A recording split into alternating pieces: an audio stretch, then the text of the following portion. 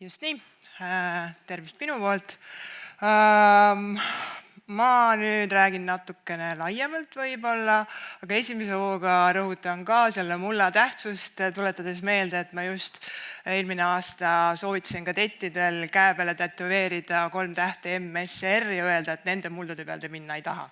Et ühesõnaga, need mullad on ka meile väga tähtsad, aga ma nüüd räägin natuke laiemalt, ikkagi see maakasutus. Ehk siis ma püüan anda väga lihtsalt vaadet, mismoodi meie seda maakasutust, erinevaid elemente maastikul näeme, ehk siis millised võib-olla maakasutuselemendid lubavad meil ehk seda kaitset siin paremini korraldada, et mitte siis ainult mulda nime kaevata ja kaitseväes kasutatakse sellist mõistet nagu põlv maas lähenemine, ehk siis ma räägin hästi maalähedaselt just nende inimeste vaatenurgast, kes siis seda kaitset päriselt seal põllu peal siis ellu viivad ja mis nad seal siis vaatavad ja teevad, ehk siis kõik need minu järgmised mõtted, mis on välja toodud, baseeruvad kas mingisuguste tegevuste, nende poolt tehtud tegevuste vaatlusel või ka katsetustel maastikul, et ühesõnaga ma olen hästi kaugele läinud igasugustest strateegiatest või sellest, kuidas me planeerime maakasutust,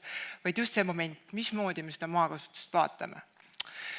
Ja kõigepealt, et võib-olla see taust paika panna, et kuidas üks kaitseplaan, üks väga lihtne rühma suuruse üksuse näiteks kaitseplaan tekib, et mis selleks kõigepealt tehakse, kuidas see üldse välja näeb, siis me alustame alati kaartide pealt analüüsiga, hindame maastikku, siis minnakse tegema sellist asja, mida nimetatakse maastikuluureks. Tegelikult selle fancy sõna taga on lihtsalt maastikul ringi jalutamine ja otsustamine, et kas ma saan seal seda teha, mis ma parasjagu tahan. Et ühesõnaga tegelikult mida täpsemad on alustuseks need kaardid, mille pealt seda analüüsi tehakse, seda kiiremini saab plaan valmis, seda vähem on pärast vaja maastikul muutusi teha, ehk siis selle tõttu kaardid on meile väga olulised. Üldised planeerimise etapid on sellised, et me kõigepealt mõtleme sellele maastikule vastase seisukohalt. Kuidas moodi ta võiks tahta läbi meie vastutusala, läbi meie ala liikuda, kas ta läheb mööda teid, kas ta liigub üle maastikku, millised takistused talle ette jäävad.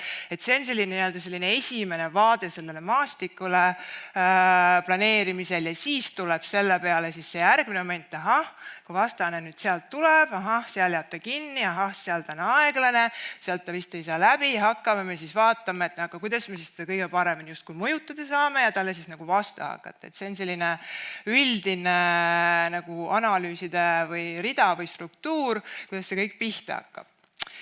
Kui me nüüd vaatame neid erinevaid maakasutuse elemente, siis ma ütleks, et vastasele hirmsasti meeldivad lagealad. Talle meeldib see, et ta saab oma üksused laiali tõmmata, oma masinad laiale alale laiali sättida, tulistada nendest kõikidest relvadest korraga, ühesõnaga talle hirmsasti meeldivad lagealad. Ta saab seal kiiresti liikuda, ülemneb kogu aeg, kus mu masinad on, kuhu ma neid koondada saan, mis ma nendega teha saan. Ei pea väga kartma meie relvade tuld. Jah, meil on küll kaugele laskvaid relvi ka, aga meil võib-olla ehk natuke rohkem neid, mis lasevad natuke lähemale kui vastane, et kõigepealt see esimene vaade on see, et lagealad on need maakasutuse seisukohalt, mis vastasele meeldivad. Kui me neid lagealasid natuke lähemalt vaatame, mis see taktikaline või see kaitsetegevuse selline täpsem mõju on, siis me vaatame neid nii, nagu neid Eesti põhikaardil eristatakse. On haritavad maad ja looduslikud rohumaad. Ja miks me neid siis eraldi vaatame? Looduslikud rohumaad, haritavad alad, aga lihtsalt kokkuvõttes ütleme siis nii, et looduslikel rohumaadel me näeme halvemini, me saame nii halvemini selle tõttu tulistada, sest me ei näe selle põõsa taha, keda me seal parasjagu laseme. Ja teine oluline roll on see, et looduslikul rohumaal reeglina on kandevõime halvem. Kui me võrdleme seda haritava maaga, nähtavus parem ja ka kandevõime on parem. Et kust ma selle kandevõime juttu võtan, siin on üks näide toodud ainult ühest mõõtmisest. Me kaitseväes kasutame kandevõime kirjeldamiseks kõige rohkem ikkagi täna veel niisugust lihtsat varrast, nimetatakse penetromeetriks, surume seda maa sisse ja vaatame, kui tugev on see muld seal erinevatel sügavustel. Ja siin on toodud nüüd üks graafik, täpselt sama mulla tüüp Põhja-Eestist 9. juulil kergel liivsavil mõõdetud, et kui ainsaks erinevuseks on olnud see, et kas ta on siis põllumaa, haritav ala või ta on looduslik rohumaa, et see on ainuke nende eristaja, siis selles mõttes on see iseloomulik pilt, et looduslikud rohumaad on nõrgemad, väiksema kandevõimega kui põllumaad, et see on niisugune üldine nagu hinnang meie põllumaadele, et kui neid muidugi täpsemalt hakata vaatama, et mis seisundis nad parasjagu on, sügavkünd või mis muud tegevused läbi tehtud, siis on muud erinevust, aga üldhinnang on see, et põllumaad on ka tugevamad. Mis see siis meile tähendab? Mõju militaarmasinatele on selline, et enamus roomikmasinaid tegelikult liiguvad palju paremates tingimustes, kui me üldse ette oskame kujutada. Et kui siin on üks näide toodud sellist eriti võimekast roomikmasinast nagu NTLB, siis tema liigub seal, kus meie enam ei kõnni. Et ühesõnaga, see on juba selline voolava konsistentsiga selline sooala, kust meie enam jalgsi läbi ei lähe, aga sealt temad rahulikult ikka muudkui tulevad. Seega me võime öelda, et põhimõtteliselt tegelikult kummalgi lageala tüübil, ei rohumaal ega sellel haritaval maal ei ole justkui vahet tegelikult roomikmasinatele. Kus nüüd see vahe sisse tuleb, on ratasmasinad. Et ratasmasinatel on nüüd ilmselgelt suuremad raskused rohumaadel, need on tema jaoks sagedasti, mitte küll alaliselt pehmemad ja halvema kandevõimega. Ja teine mure on meil siis see, et meil kipuvad need masinad ka libisema, et kui see mullapind põllul on liiga märg, siis antud juhul see veomasin jäi seal põllu peal kinni, siis ta lihtsalt libises selle peale, ei saanud edasi liikuda, et need ratasmasinad on rohkem mõjutatud sellest kandevõimest, mõjust nii looduslikel rohumaadel kui põllumaadel. Aga ühesõnaga just selle planeeringu tegemisel, et millised on need liikumisvõimalused, me eristame selgelt seda looduslike rohumaade ja põllumaade klasse, sest sealt lähtub siis see meie liikumisvõimekuse siis hinnang. Siis edasi vaadates nüüd kuivendusest natukene, et mismoodi siis kuivendus võiks üldiselt kaitseväe tegevust mõjutada, ühelt poolt parandab läbitavust, et ta veib liigse vee mullast minema, see ei saa nii kaua seda mulla omadusi mõjutada, muld ei ole nii pehme, aga peale teine moment, mis meil selle mullaga veel väga palju seotud on siis kaevumise vajaduseks, et ühesõnaga, kui me tahame ikkagi seal põllu peal päris lahingutes ellu jääda, siis me peame kaevuma, peame need kaevikud ka kindlustama ja kui me nüüd vaatame seda sügavust, siis enamike kaevike sügavus on üle 2 meetri ja rohkem, eks ju.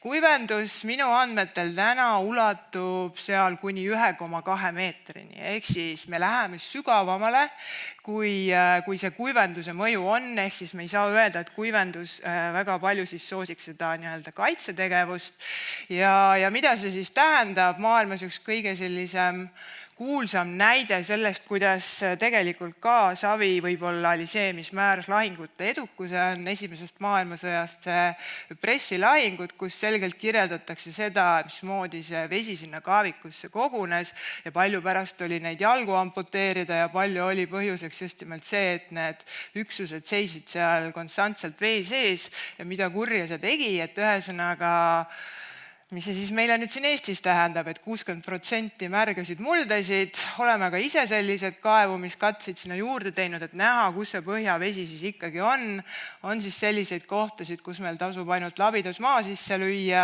ja see vesi juba voliseb meile vastu, et väga suurest kaevumisest seal siis rääkida ei saa, nii et selles mõttes see kuivenduse mõju, palun kuivendage veel sügavamalt, minge üle 2 meetri, on võib-olla see lihtne kokkuvõte.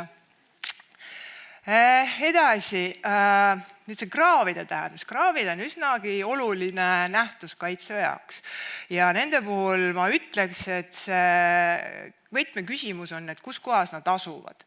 Esiteks, kui nad esinevad meil avatud maastikul, Ehk siis meil on siis mingisugune selline ulatuslikum põlluala ja sealt jookseb selline kraav läbi, siis see on kaitsetegevuse seisukohalt väga hea, sellepärast et see on see, mis tegelikult ka vastase roomikmasinaid kipub siis nii-öelda kinni jätma. Vähemasti võtab tal tempo maha, ta jõuab kraavini, ta peab seda kraavi üle natuke aru pidama, mõtlema, kuidas talle läheneda ja on suur tõenäosus, et ta jääb siis ka selle koha peal kinni.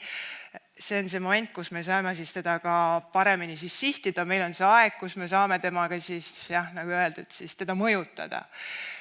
Katsed kraavidega näitavad praegu seda, et kui kraavid hakkavad minema üle 1,8 meetri, siis on nad veel kasulikumad. Siis on see kinnijäämise tõenäosus järjest suurem, siis on need nõlvakalded vastavad ja sealt tekivad sellised raskused. Ja teine moment, mis võib-olla veel huvitavam, on see, et päris head on ka need kraavid, mis hakkavad kinni kasvama, sest endiselt koondavad vett, muutuvad sellisteks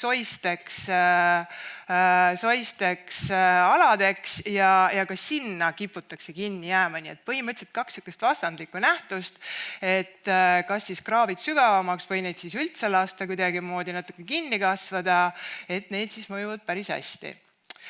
Nüüd teine moment on see, et kui need kraavid on teede ääres, eriti metsas oleme seda probleemi näinud, tähendab siis seda, et näiteks selline pilt, kus me siis näeme, et on selline pikk metsasiht ja seal kahel pool on tegelikult üsna sügavad kraavid, siis probleemiks on see, et me ei saa neist üle. Kui meie tahame sinna metsa sisse pöörata ja tahame sinna oma tegevust korraldama minna, siis me peame nii kaua sõitma, kuni tuleb mingi mahapööramise koht, aga seda väga tihti ei tule, et tuleb päris palju otsida, meil ei ole võimalust sinna metsa alla pööramiseks, nii et kui keegi siin midagi kavalat suudab välja mõelda, sellest oleks palju abi, meil on vaja sinna metsa vahele pöörata.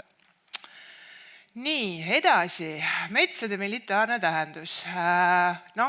Kõik justkui ütlevad või enamus arvamus on see, et mets tegelikult võiks justkui seda kaitsetegevust soosida, on justkui õige, vastane ei saa seal ka vabalt oma masinatega opereerida, võtab tempo maha, tule eest pakub ka varjet vaatluse eest, aga selle vertikaalse varjega on niimoodi, et ta pakub seda tihtipeale väga lühiajaliselt, et ühesõnaga see võib-olla see suur esimene element, mida me metsast ootame, et ta peidab meid sinna hästi, võib tihtipeale seal vastu pidada võib-olla tund aega või natuke rohkem, sest see mets lihtsalt kas põleb maha või ta tulistatakse maha, et teda varjelt pakkumas väga pikalt ei ole, nagu ma neid Ukrainast pilte praegu näeme, eks ju.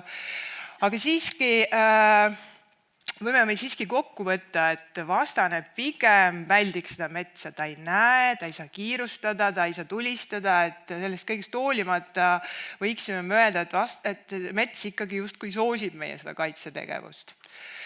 Aga kui nüüd hakata täpsemalt selle tegevusele peale mõtlema, et kui meie oleme need, kes alustavad nii-öelda seal metsas esimesena seda tegevust, meie oleme need, kes tahavad seal kaevuda, kindlustada, pettetegevusteks objekte rajada, meil on vaja sinna metsa suurel hulgal varustust viia, ühesõnaga meil on sinna metsa vahele vaja kuidagi saada.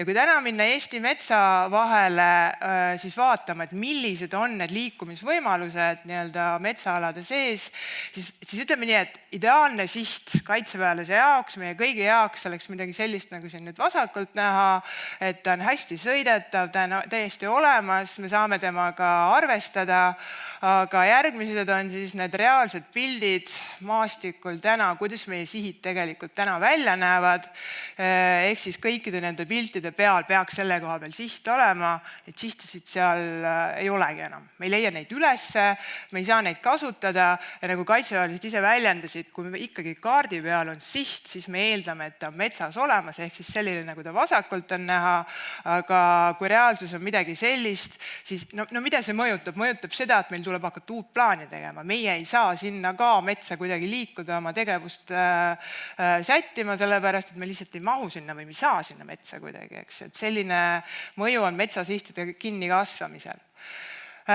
Või siis teine probleem. Kilomeetri pikkused, sirged sihid tasasel alal. Miks need halvad on? Halvad on sellepärast, et kui vastane tuleb ja sätib ennast nüüd oma relvaga, mis laseb 3 kilomeetrit sinna sihi algusesse, siis ta põhimõtteliselt paneb terve selle sihi kinni, sellest ei ole võimalik enam üle liikuda, ta katab seda tulega ja meie liikumine sellel alal on raskendatud, keegi ei julge nina väljagi pista, peab jälle mõtlema, kuidas sellega tegeleda, et me saaksime seda sihti hiljem kasutada, et ühesõnaga sihuke naljakas väljend, palun selliseid käänulisemaid sihtisid. Kas ta siis enam siht on, see on omaette küsimus, eks. Nii, kuidas siis on olukord metsateedega? Täiesti juhuslikus kohas Eestis metsa minnes vaatan, et täiesti võimalik tee, mida mööda metsa liikuda. Tundub, et on potentsiaalne, saan oma masinaga siit läbi sõita, liigun edasi käänakuni ja seal on esimene puu ja 300 meetri pärast see tee põhimõtteliselt lõpeb. Jällegi, see ei ole erandolukord. Mina kui kirgline orienteeruja võin teile väita, et sellel aasta suvel käies 6 kohas üle Eesti orienteerumus, ma nägin kogu aeg sedasama pilti. Teede peale on kukkunud puud ette, teed jäävad kasutusest välja ja jällegi, me ei saa sinna metsa. Loomulikult me võime ta sealt lõpuks eest ära võtta ja teemegi seda, aga see aeg tuleb kogu aeg millegi arvelt. Selle asemel võiksime me ennast sisse kaevata ja midagi juba kaitse planeerimise seisukohast kasulikku teha, et me ei peaks neid metsateid enam puhastama. Või siis pildid tavametsast. Kui ma tahan läbi metsaala liikuda, siis jällegi see ei ole erandlik seis täna. Kui arvestada seda, et täisvarustuses kaitseväelane liigub 30 kilogrammise seljakoti ja varustusega, siis see jõud saab enne otsa, kui üldse midagi muud jõuaks seal teha. Et tänased rägused metsad kindlasti, nad teatud piirkondades on loomulikult hea, kui meil on sellised raittõkked valmis, aga teatud piirkondades, kui meil on sinna ikkagi vajalik minna oma kaitsetegevuse ettevalmistusi tegema, meid kindlasti ei soosi, see võtab jälle aja ära, et ennast sealt siis läbi närida, eks ju. Nii, edasi. Vertikaalne varje, lihtsalt selline väike moment, jah, meile kõigile see vertikaalne varje meeldib, saame täna ka UAV-de eest ja mehitamata lennukite eest hästi peidus olla, kõike sinna peita, et kui näiteks võrrelda need 2 metsa siin tee ääres, et kuhu poole võiks rohkem siis peitu minna, kumb meile rohkem varjet annab, siis ühel pool, nii-öelda paremal pool on tegemist kuusemetsaga, alustame vasakul poolt, on siis tegemist männimetsaga, mis kui taevasse otse vaadata, palju meil seda vertikaalset varjet siis pakub, siis seda on männimetsal nii palju ja teisel pool kuusemetsal ehk siis teisel pool teed nii palju. Ehk siis lühike kokkuvõte on see, et palun rohkem kuusemetsasid. Meil on seal parem peidus olla, see varjab meid olukas või lühiajaliselt, kuna ma rääkisin, et seda metsa vahepeal väga kauaks ei kesta, aga see kuus kannab parema varje meile sealt taevast, eks ju. Raiesmikud. Siin on ka nüüd arutelusid, et kas see on nüüd hea, et seda metsa raiutakse või on siis see halb. Et ma toon lihtsalt välja mõned sellised momendid, mis seda raiesmiku peal kaitsetegevust justkui siis mõjutavad või mida sinna arvesse võtta. Ühelt poolt militaarses kontekstis öeldakse, et raiesmik on siis see, kui puude kõrgus on kuni 1,5 meetrit. See on otseselt seotud seisva mehe võimega nii-öelda näha ja tulistada. Et kui on 1,5 meetrit, siis ta saab püsti seista ja üle selle ala veel lasta. Et see on justkui see definitsioon. Kui nüüd hakata nende momentide peale mõtlema, et mida siis see raiesmik tähendab, siis jah, ühelt poolt on see vertikaalne varje läinud, et me oleme paremini nähtavad. Teiselt poolt kõik see, mis täna jääb sinna raiesmikule maha, kogu see ülejääk raiest, kõige hullemad on kännud, see kõik tegelikult lõhub seda masinat, et seda nüüd ette kujutada, et see annaks nüüd vaba võimaluse liikuda üle selle raiesmiku ala, see tegelikult ei ole päris nii, nad lõhuvad oma roomikud, nad lõhuvad oma rattad, kui nad hakkavad sellest alast üle liikuma, ehk siis see võtab tegelikult tempo maha. Ja kui me nüüd võtame veel siia juurde asjaolu, et Eestis keskmiselt raiesmiku mõõt on 250 × 250 meetrit ja võtame arvesse, et Eestis keskmised käsitulirelvad lasevad 300 meetrit, siis võib-olla see ei olegi nii halb, kui meil on seal need raiesmikud, kus me saame siis vastast endale sobivas laskesektoris mõjutada, seda enam, et keegi kiiresti mingeid liikumismomente nagunii ette võtta ei saa, sest maapind seda siis justkui ei soosi, eks ju. Nii, kiirel tempol edasi, sood ja rabad ja natuke soostamisest. No sood ja rabad, jah, ilmselgelt on kõige halvema kandevõimega aladega on seal tegemist, et jah, selle kohta me tahaksime tõmbata kriipsud peale, et no go, aga siiski ma pean ütlema, et kui me vaatame seda CV90 siin Eesti siirdesoos liikumas, ikkagi pigem me kipume vahepeal alahindama nende, eriti just roomikvasinate liikumisvõimekust maastikul, et nad tulevad siiski ka nendest soodest ja rabadest läbi, et päris üheselt me ei saa öelda, et täna, et kõik Eesti sood ja rabad on läbimatud, pigem on see selline natuke õnne küsimus ka, et kui hästi nad siis sealt läbi liiguvad. Kui me nüüd sellest uuemast natukene trendist või mõttest räägime, et mida arvata siis veetaseme tõstmist või soostamisest, siis ma kõigepealt klaariks ära, et siin on nagu justkui kaks erinevat asja, et kõigepealt me räägime üleujutamisest ja selle puhul räägitakse sellisest olukorrast, kust veetase tõstetakse nii kõrgele, et masin ei saa enam mööda põhja sõita. See on circa 1,2 meetrit on see piir, palju on vaja mitte amfiibsetele masinatele seda vee kihi paksust, millest ta enam läbi ei tule, et see on üks moment, et kas me ujutame need alad siis suure hulga veega ja selle tõttu tekib tõke või siis see soostamine, kus siis seda põhjavee taset tõstetakse ja seeläbi algavad protsessis mullad, et see kandevõime siis väheneb, aga ilmselgelt nende kahe vahel ei tohi võrdusmärki tõmmata. Mitte kõik mullad ei allu sellele, et me selle veega ta üle ujutame kohe selliselt, et ta muutub läbimatuks, sõltub otseselt mulla seisundist. Et lihtsalt sellise näitena ma väga palju seda teemat ise veel uurinud ei ole, muu hulgas on lihtsalt kogunenud mõned andmed selle seisukohast, aga näiteks on siin nüüd üks kuivendatud madalsoo mullaga ala. Mõõtmas ma käisin teda siis aprillis 2024, selleks hetkeks oli teda siis üle ujutatud selle veega juba circa võib-olla 5-6 kuud, ehk siis ta oli nagu veega üle ujutatud ja võiks ju arvata, et kas see kandevõime nüüd siis halvemaks muutnud. Kui me nüüd vaatame neid samu penetromeetri andmeid, ehk siis sellel aprillis 2024 mulla tugevus, piltprofiil nägi välja selline, muuhulgas olin ma seda sama ala käinud mõõtmas ka juba septembris 2023 täpselt selle sama ala peal, siis näete, et tegelikult justkui statistilist erinevust, et kas muld on vee all või siis, kui ta septembris ei olnud või vee all ei ole. Ja kui ma siia kõrvale toon nüüd selle pildi, mis on meie tänane kuivendamata madalsoomulla tugevus ehk see punane joon siis kaardi peal või selle joonise peal, siis näete, et see muld on ikkagi oluliselt nõrgem kui see, et meil nüüd mingi aeg see vesi seisab selle madalsoo mulla peal, ehk siis seda tuleb nüüd eraldi uurida, kuidas tegelikult see veetaseme tõstmine ja milliseid kihtisid ta ikkagi mõjutab, sest et masinate läbitavust otseselt, kas masin saab sealt läbi või jääb kinni, mõjutab 15-30 sentimeetrit kihti. Seal on statististiline erinevus on olemas, et täna kuivendamata alad ja kuivendatud alad on ikkagi erinevad ja kiireid protsesse poole aastaga seal ei toimu.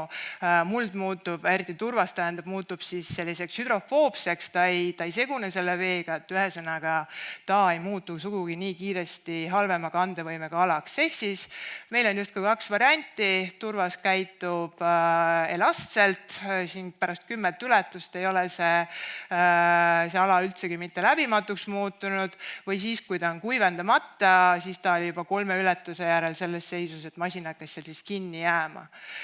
Et ühesõnaga see tahab kindlasti uurimist, kui palju täna kuivendatud turvaste uuesti soostamine mõjutab lõpuks seda kandevõimet. Nii, ja kuna aeg on nüüd ümber, siis siin on siis need kiirelt kokku võetud, mis on need momendid, mis võib-olla võiks meid siis aidata, iseküsimus, kuidas nad ülejäänud maakasutuse strateegiatega kokku lähevad, aga selline, nagu öeldud, põlvmaas lähenemine. Aitäh! Aitäh! Aitäh! Palun! Jälle päris pikk rida küsimusi ka. Raiesmikud said räägitud, kuidas mõjutavad raie tegevusega tekkinud suured rööpad. Kuulub ilmselt sinna komplekti, et raskem liikuda masinatel. Hästi kiiresti, roomikuid ei mõjuta, ratast mõjutab. Kas RMK-ga ka suhtlete metsa ja kaitse planeerimise teemadel? Mina otseselt mitte, aga teised planeerijad kindlasti. Kas see lagedate alade meeldivus jutumärkides pole droonide ajastul eilse päeva jutt? Kui ühte riiki on 45 000 ruutkilomeetrit, siis nendest üle vaadata ei saa, eks ju. Kas mullastikukaart, paneme siin kokku värskeid andmeid, tuleks salastada, et vaenlased seda samuti targalt kogu aeg alla ei laadiks, nagu meie? Eks ju, see vaenlane tegigi selle kaardi esimesena, eks, et kui me teda nüüd nagu parandame, siis pigem ma olen selle poolt, me ei peaks kõike nii lahkelt jagama, jah. Kas meie põllumaad sobivad siis pigem sõjapidamiseks? See on nüüd selline... Kuidas sa siis nüüd vastad selle? No, vastasele kindlasti meeldivad. Mida rohkem roomikud Eesti kaitseväele, siis hakkab ka rohkem meeldima.